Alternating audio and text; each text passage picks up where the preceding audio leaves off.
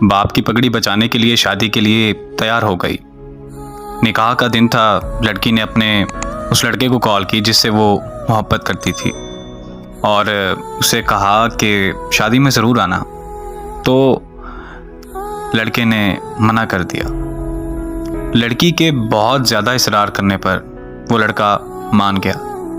जब निकाह का दिन था और निकाह का वक्त हुआ तो वो लड़का लड़की के सामने खड़ा था। वो लड़का उस लड़की की दी हुई अंगूठी पहन कर आया था जो कभी उस लड़की ने उस लड़के को दी थी। मौलवी साहब ने पहला कबूल है कहने को कहा।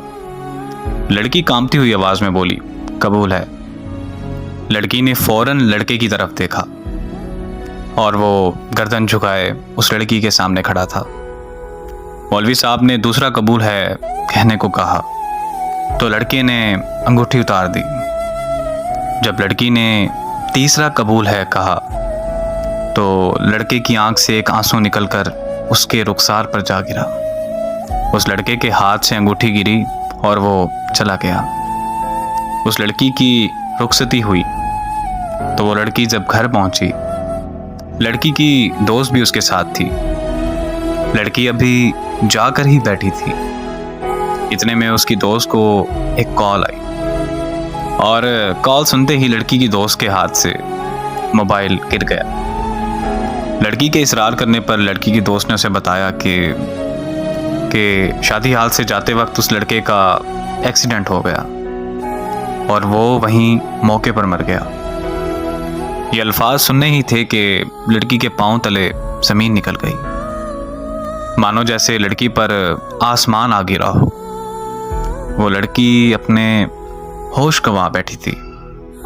अचानक लड़की को फूट फूट कर रोते हुए याद आया कि उस लड़के ने उस लड़की से कहा था कि अगर तो मैं तुम्हारे निकाह पर आया तो मैं मर जाऊंगा, और लड़की के इसरार करने पर ही वो आया था। लड़की और फूट फूट कर रोने लगी कि मेरे कहने पर वो आया था।